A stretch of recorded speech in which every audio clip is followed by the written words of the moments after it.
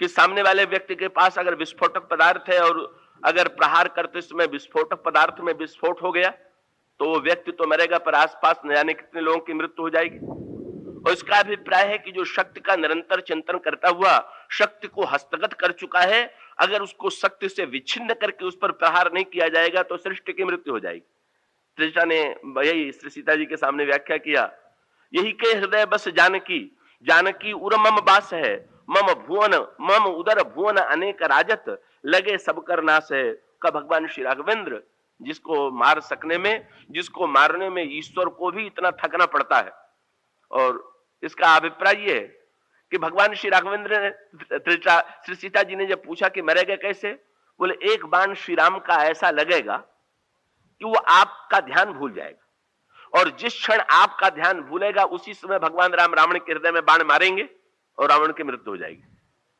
लेकिन रामायण में कहा गया कि नहीं नहीं, रावण कहां से मरेगा? सिर से मरेगा तो नहीं, रावण हृदय से मरेगा तो अंतिम क्षण में बताया गया नहीं, वहां से भी नहीं। का हृदय से मरने के साथ साथ और गहराई में भी। अब हृदय और हृदय से भी सूक्ष्म गहराई क्या हुई का, इस पर थोड़ा मैं आपका ध्यान आकृष्ट करूं। ये हम लोगों की पौराणिक मान्यता ये है कि जब सृष्टि का प्रलय होता है तो ये सारी सृष्टि भगवान के उदर में विलीन हो जाती है, और उसके पश्चात भगवान जब सृष्टि का पुनः का निर्माण करना चाहते हैं तो उन भगवान के नाभि से कमल निकलता है, और उस कमल में ब्रह्मा का प्राकट्य होता है और ब्रह्मा के द्वारा सृष्टि का निर्माण होता है। अब इस पौराणिक कथा को जरा ध्यान में आप रखें कि ये घटना का हमारे आपके जीवन में वैसे नित्य होती है कि इसको, वो तो एक महान प्रलय है, पर नित्य ऐसी स्थिति आती है, और उस नित्य स्थिति को हम इस प्रलय को यदि हम समझना चाहें तो तार्किक पद्धति से समझ सकते हैं। उसका अभिप्राय यह है कि जब ब्रह्मा नई सृष्टि बनावेंगे तो नई सृष्टि कैसे बनेगी? तो नई सृष्टि बनाने का तात्पर्य यह हुआ कि वस्तुतः सारी सृष्टि जो है विलीन होकर के भगवान के उदर में, तो व्यक्ति का शरीर नहीं है, पर जितने जीव हैं संसार के उन सब के संस्कार जो हैं ईश्वर के उदर में छिपे हुए, और उसी संस्कार का जो पुंज है वहीं से सृष्टि का निर्माता प्रकट होता है, और उन्हीं संस्कारों को मूल रूप से आधार बना करके सृष्टि का निर्माण करता है। तभी सृष्टि में विविधता जन्म लेती है। और उसका अभिप्राय क्या है?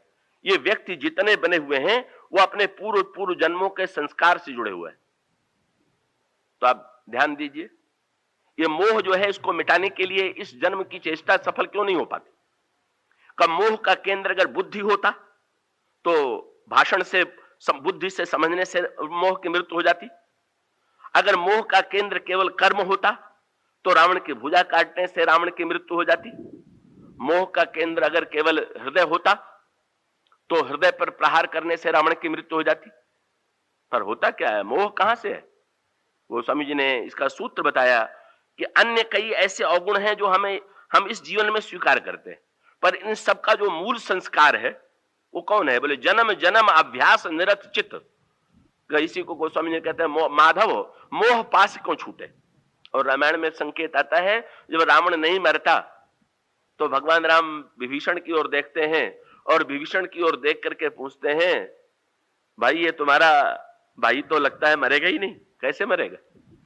और तब वे कहते हैं कि महाराज जब तक इसके नाभि पर, ये नाभि का केंद्र फिर वही जुड़ा हुआ है, भगवान के नाभि से ब्रह्मा का सृष्टि का प्रादुर्भाव, और रावण के विनाश के लिए भी आवश्यक है कि रावण के नाभि में एक ऐसा अमृत कुंड है। और नाभि का अमृत कुंड क्या है? ये जो अनगिनत जन्म का, कई लोग तो इसी जन्म में खोजते हैं, बालक पर जो प्रभाव पड़ते हैं, बालक का जो निर्माण होता है, तो इस जन्म तक की खोज करके अगर हम देखना चाहें तो एक ही परिवार में दो बालकों का जन्म होता है, समान वातावरण में जन्म लेते हैं, समान शिक्षा प्राप्त करते हैं, पर समान वातावरण में जन्म और समान शिक्षा प्राप्त करने के बाद भी दो के स्वभाव में अंतर क्यों है? तो इसका अर्थ यह हुआ कि भाई सब कुछ इसी जन्म से संबद्ध नहीं है, इस जन्म के साथ साथ पूर्व पूर्व जन्मों से भी व्यक्ति जो है मूलतः जुड़ा हुआ, और इसी को कहते हैं संस्कार।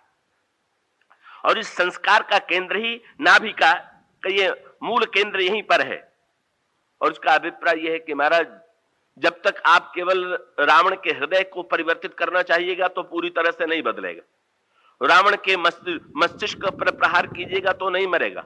रावण की भुजा पर प्रहार कीजिएगा तो नहीं मरेगा ना। रावण के नाभि में तो संस्कारों का ऐसा अमृत कुंड है कि वो नए नए सिर, नई नई भुजा, नया नया स्वरूप उनको जन्म देते रहते हैं। इसलिए आप पहले कृपा करके इस अमृत कुंड को तो सुखा दीजिए।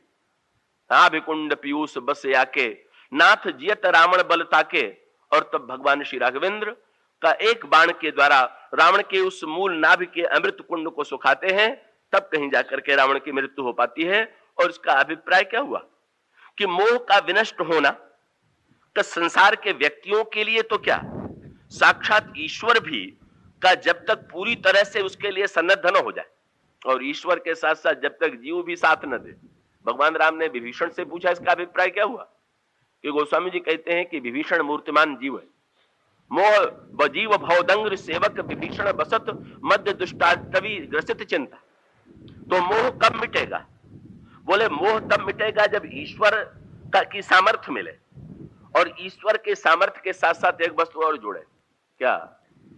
भगवान राम विभीषण से पूछते हैं रावण कैसे मरेगा, और उसका अभिप्राय कि जब तक ईश्वर के साथ साथ जीव भी ये न चाहे कि मेरा मोह मिट जाए, तब तक मोह मिटने वाला नहीं। मोह चाहता है क्या कि हम चाहते हैं क्या कि हमारा मोह मिट जाए। वो तो रावण के चरित्र में व्यंग्यात्मक बात बड़ा विलक्षण प्रसंग आता है। जब रावण ने कुंभकर्ण को जगाया तो कुंभकर्ण ने पहले तो रावण को फटकारा कि तुमने सीता जी का हरण करके बहुत बड़ी भूल की। लेकिन इतना होते हुए भी कुंभकर्ण ने फटकारते हुए कहा कि जब तुमने इतना पाप कर ही डाला था तो एक पाप और करते क्या? तुम तो वेश बदलने की कला में बड़े निपुण हो, तुम राम का वेश बना करके सीता को धोखे में डाल देते। साधु के वेश में बन के गए थे, राम के वेश में चले जाते, सीता को भ्रम हो जाता। तो रावण ने कहा कि मैंने ऐसी चेष्टा की तो क्या सफलता नहीं मिली? बोले सफलता तो मिलते मिलते, पर उस सफलता से दशरथ सावधान हो गया। क्यों? रावण ने कहा कि जिस समय मैं राम का रूप बनाने के लिए बैठा, आनीता भवता यदा पतिरता साध्वी धरित्री सुधा स्फूर्जद राक्षस माया न च कथम रामांग मंगी कृतम। रावण कहने लगा कि जब मैं एकांत में राम का रूप बनाने के लिए ध्यान करने बैठा तो मेरा अंतःकरण इतना पवित्र होने लगा कि मुझे तो ब्रह्म पद भी तुच्छ लगने लगा। तो जब मुझे ब्रह्म पद भी तुच्छ लगने लगा तो मैंने डर के मारे ध्यान छोड़ दिया कि अगर कहीं थोड़ी देर मैंने ध्यान किया तो फिर हुआ मैं साधु, गया राज्य के काम से, भोगों से गया, का सब कुछ छूट जाए। व्यंग्य क्या है? का मोह डरता है कि कहीं ऐसा तो नहीं होगा कि हमारी सत्ता मिट जाएगी। जीव स्वयं का, जीव और ईश्वर जब दोनों प्रस्तुत हो, जीव के अंतःकरण में तीव्रतम उत्कंठा उत्पन्न हो और ईश्वर की सामर्थ्य हो, तब कहीं जाकर के व्यक्ति के जीवन का मोह विनष्ट होता है। नहीं तो गोस्वामी जी तो सारी विनय पत्रिका में एक ही बात बार बार पुकारते रहे, माधव मोह पास क्यों टूटे। क्यों? बोले बाहर कोटि उपाय करिए अभियंतर ग्रंथि न छूटे, माधव मोह पास क्यों छूटे।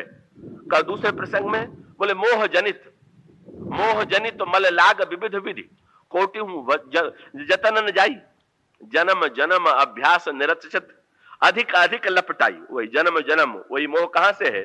मोह जनित मल लाग विविध विधि कोटि हूं जतन न जाई, जन्म जन्म अभ्यास निरचित अधिक अधिक लपटाई। कहां? बोले पर निंदा सुनी श्रवण मलिन भय विषय दोष पर गाए, सब प्रकार मल भार लाग निज नाथ चरण विसराए। और तब गोस्वामी जी ने कहा का शुद्ध हेतु श्रुति गावे। शास्त्रों ने इतने ग्रंथों के द्वारा मनुष्य के अंतःकरणों से मोह को निकालने की चेष्टा किया, पर गोस्वामी जी ने कहा भाई ये सब कुछ नहीं है, केवल क्षणिक रूप से मोह दूर हो गया ऐसा प्रतीत होता है। राम चरण अनुराग नीर बिनु मल अति नाशन पावे। जब तक भगवान की प्रगाढ़ प्रीति न हो, जब तक भगवान की महती कृपा न हो, तब तक विनाश नहीं होता। तो मोह का अभिप्राय है जहां सब कुछ देखते हुए, जानते हुए, सुनते हुए, समझते हुए का व्यक्ति जीवन में वही आचरण कर रहा है का जो एक नासमझ कर रहा है, जो अंधा कर रहा है। इसलिए रावण व्यंग आया ना, अंगद रावण की सभा में रावण को फटका, रावण पर व्यंग करते हुए कहते हैं रावण को अंगद ध्यान से देख रहे थे। रावण ने पूछ दिया, मेरी ओर ध्यान से क्या देख रहा?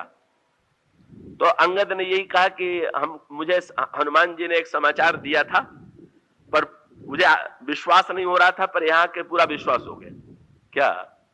बोले, हनुमान जी ने मुझसे कहा कि लंका में एक 20 आंख वाला अंधा और 20 कान वाला बहिरा रहता है। तो मैं सोच रहा था कि ऐसा कैसे हो सकता है? अरे भाई, दो में से एक आंख भी हो तो काम चल जाता है, तो 20 आंख में से अगर तो एक आंख भी काम कर रही होगी तो ठीक होगी। का अगर आंख वाला भी व्यक्ति नहीं होता तो जिनकी आंख अच्छी नहीं होती उनके कान उनकी बड़ी सुनने की शक्ति बड़ी तीव्र होती है। तो मुझे विश्वास था कि जब तुम्हारे पास 20-20 आंख और 20-20 कान है तो क्या तुम्हारा जीवन बदलेगा नहीं? पर मैंने समझ लिया कि न तुम देख करके मानने वाले हो, न सुन के मानने वाले हो। देख के मानने नहीं वाले हो इसलिए अंधे हो, सुनना तुम्हें स्वीकार नहीं इसलिए तुम बहिरे हो। तो मैं यही कहूंगा कि अंधों बधिर न कहीं अस, नैन कान तो 20। इस तरह से ये रावण ही सबके मूल में विद्यमान है। यही इस रावण की वाटिका है, और इसीलिए रावण को अपनी इस वाटिका से इतनी आसक्ति है कि गोस्वामी जी ने कहा, मोह अक्षय कुमार के मारे जाने के बाद भी मेघनाथ को भेज देने का अभिप्राय क्या हुआ? कि रावण को यह वाटिका इतनी प्रिय है कि इसकी सुरक्षा के लिए का वो किसी को विनष्ट कराने में संकोच नहीं करता। रावण ज्ञानी बहुत बड़ा था इस अर्थ में। मेघनाथ भी जब आगे चल के मारा गया तो रानियों में उपदेश देते हुए भाषण यही दिया। क्या? बोले, तब 10 कंद विविध विधि समुझाई सब नारी, नश्वर रूप जगत यह देखो हृदय विचार। रानियों को समझाते हुए रावण ने कहा, ये तो सारा संसार नासमान है। पार्वती जी ने कहा, महाराज आपका चेला तो बड़ा ज्ञानी है। बोले, हाँ।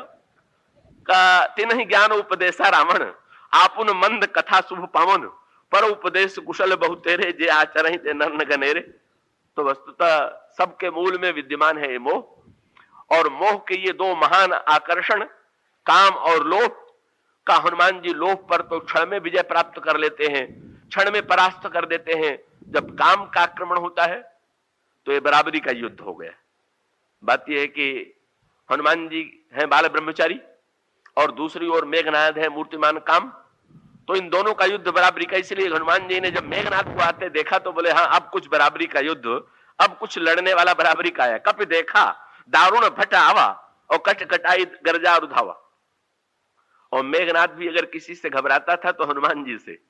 इसलिए लंका के आगे इस युद्ध में तो हनुमान जी से बड़ी वीरता से लड़ा मेघनाद, पर लंका के युद्ध में तो जब हनुमान जी कभी मेघनाद को लड़ने के लिए बुलाते थे तो गोस्वामी जी ने कहा, बार बार प्रचार हनुमाना, निकट न आओ मनम सो जाना।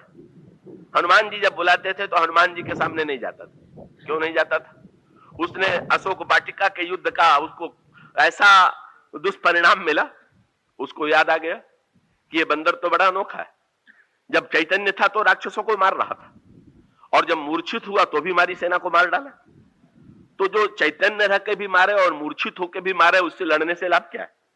रावण ने मेघनाद से क्या कहा? उस बंदर को बांध करके ले आना। तो इसमें गोस्वामी जी ने बड़ा मनोवैज्ञानिक विश्लेषण किया। रावण का स्वभाव क्या था? मारना। और कुंभकर्ण का स्वभाव था खा लेना। रावण जब किसी से लड़ता था तो उसको मार डालता था, और कुंभकर्ण जब किसी से लड़ता था तो केवल मारता ही नहीं था, उठा के सीधे खा जाता था। और मेघनाद जब किसी से लड़ता था तो बांध लेता था। इसलिए यहां पर भी रावण मेघनाद से कहता है, मारे से जन सुत बांधे से ताही।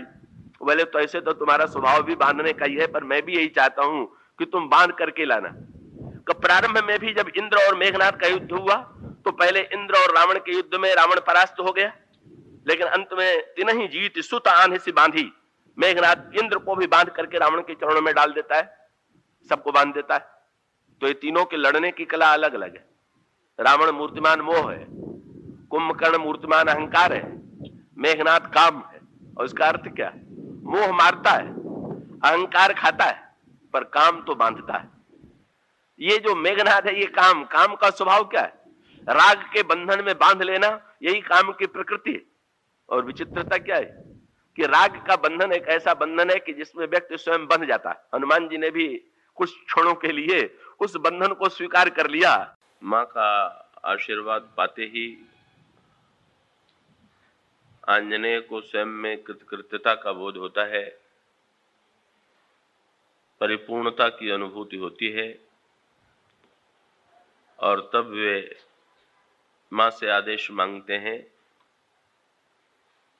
कि इस वाटिका के सुस्वादु फलों के द्वारा वे अपनी क्षुधा शांत करें। मां वात्सल्य भरे स्वर में उनका ध्यान राक्षसों की ओर आकृष्ट करती हैं। राक्षसों की कितनी विशाल सेना यहाँ वाटिका में की रक्षा में सन्नद्ध है, इसकी ओर तो तुम्हारी दृष्टि गई होगी।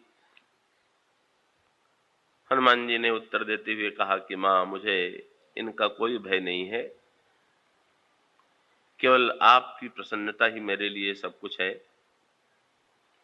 मां का आदेश मिलता है कि प्रभु के चरणों को हृदय में धारण करके तुम वाटिका के मधुर फलों को खाओ। मां के चरणों में श्री हनुमान जी प्रणाम करते हैं और वाटिका में फल खाने लगते हैं। पर वाटिका के फलों को खाने के साथ साथ वे वाटिका का ध्वंस भी कर देते हैं। जिन लोगों ने उन्हें रोकने की चेष्टा की, उन पर प्रहार करके उन्हें भी समाप्त कर देते हैं और रावण क्रमशः योद्धाओं को इस धृष्ट बंदर को दंड देने के लिए भेजता है, ये समझ करके कि ऐसा धृष्ट और शक्तिशाली बंदर कहां से आ गया जो अकेला मेरी वाटिका को इस प्रकार से ध्वंस करने का साहस कर सके। और विशेष रूप से जब उसके पुत्र अक्षय कुमार का वध अक्षय कुमार का वध हनुमान जी के द्वारा कर दिया गया, तब रावण को इसमें रंच मात्र संदेह नहीं रह गया कि ये बंदर तो अतुलनीय पराक्रमशाली है और अब तो लंका के सर्वश्रेष्ठ योद्धा को ही इस कार्य में नियुक्त किया जाना चाहिए। तो उस समय लंका का सर्वश्रेष्ठ योद्धा, विश्व का सर्वश्रेष्ठ योद्धा मेघनाद माना जाता था।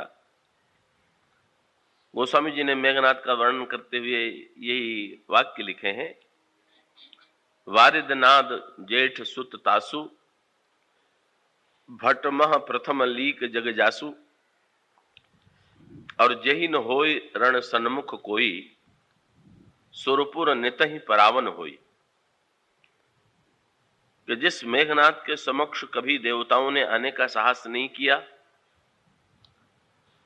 जिसका नाम सुनते ही स्वर्गलोक में भगदड़ मच जाती थी, कि वो मेघनाद लंका का अप्रतिम अद्वितीय योद्धा था। इसीलिए गोस्वामी जी ने जो उपाधि हनुमान जी के लिए दी, ठीक उससे मिलती जुलती शब्दावली का प्रयोग उन्होंने मेघनाद के लिए भी किया। सुंदरकांड में हनुमान जी की जो वंदना की गई है, उसमें हनुमान जी के बल के लिए अतुलित बल धामम कह करके, अतुलित हनुमान जी का बल अतुलनीय है ऐसा वे स्वीकार करते हैं। और जब रावण की प्रेरणा से मेघनाद हनुमान जी से युद्ध करने के लिए चलता है, तो गोस्वामी जी यही शब्द मेघनाद के लिए भी प्रयुक्त कर देते हैं, चला इंद्रजित अतुलित जोधा, बंधु निधन सुन उपजा क्रोधा। जो अतुलनीय योद्धा मेघनाद था,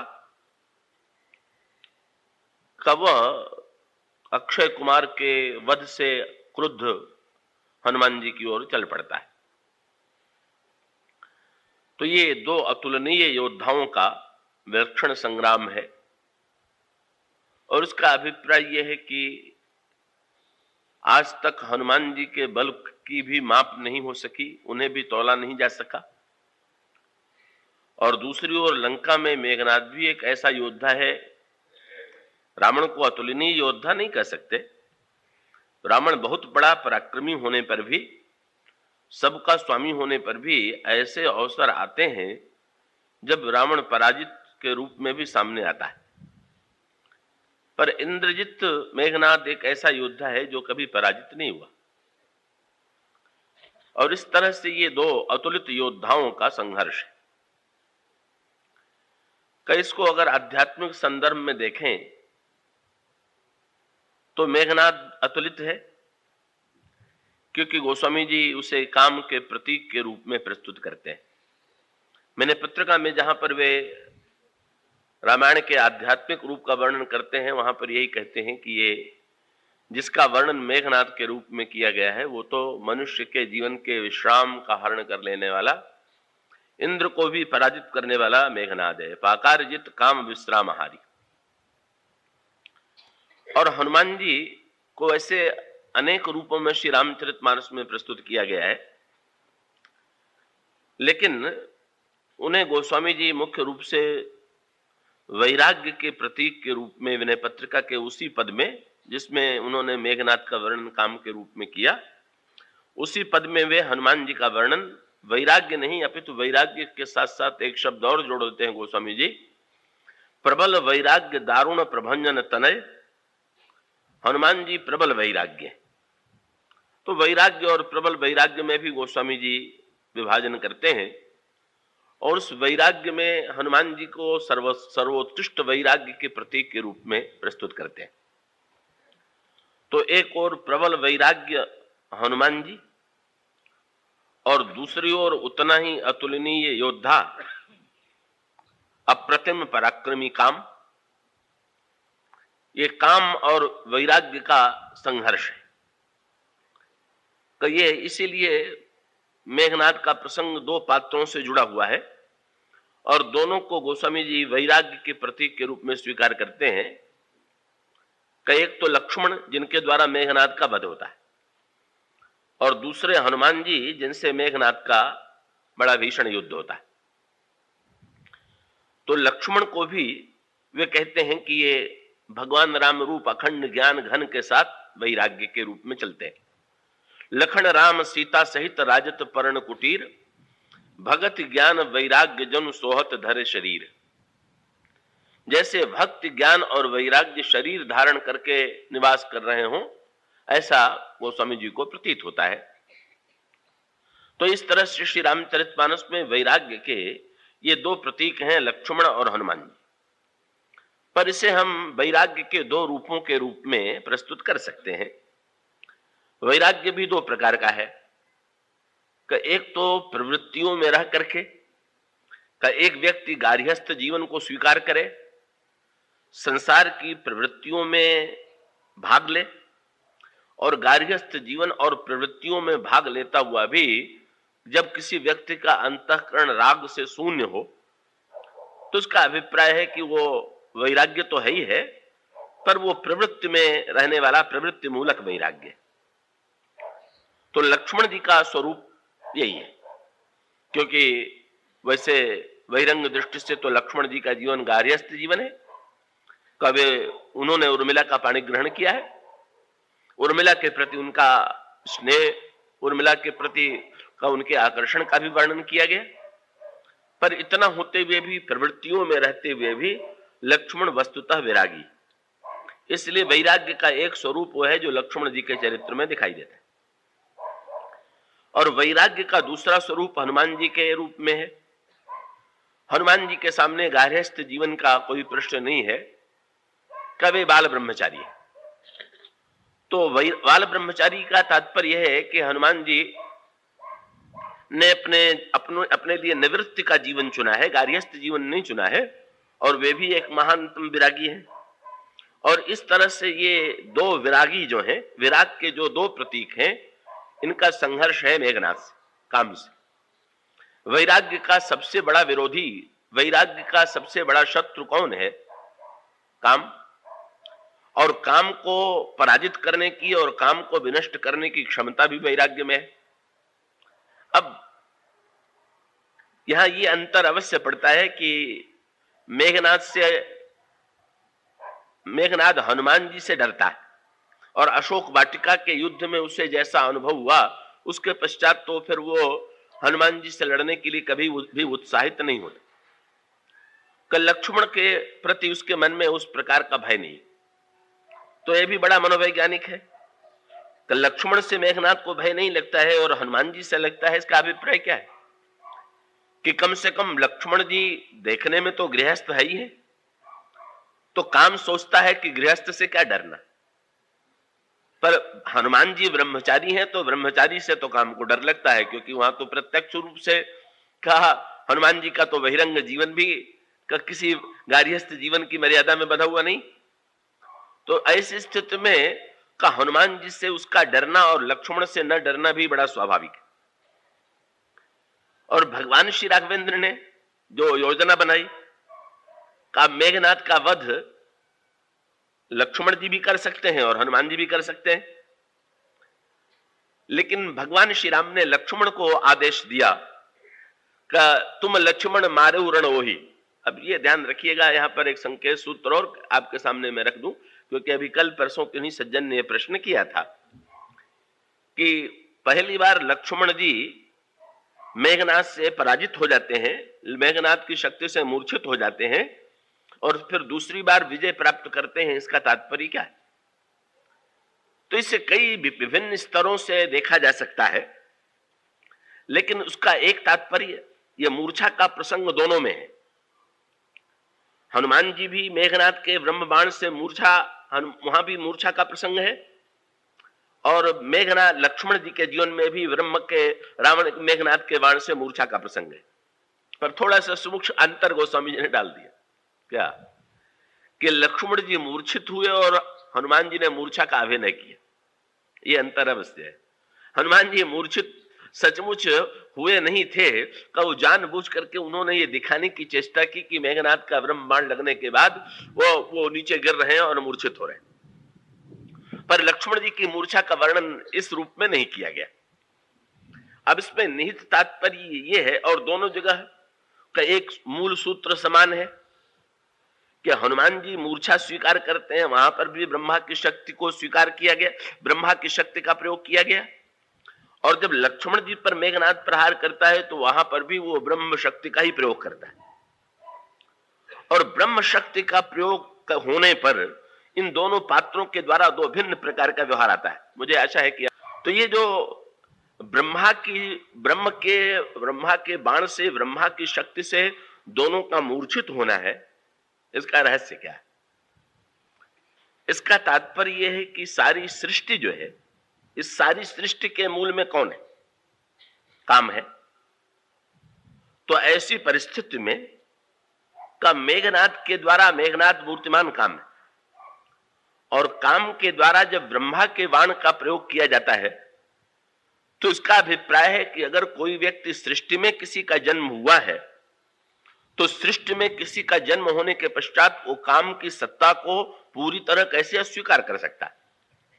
क्योंकि काम तो मूल में विद्यमान है ही, और काम यदि है तो कोई ब्रह्मा की सृष्टि में जन्म ले और ये कहे कि मैं काम को नहीं स्वीकार करता,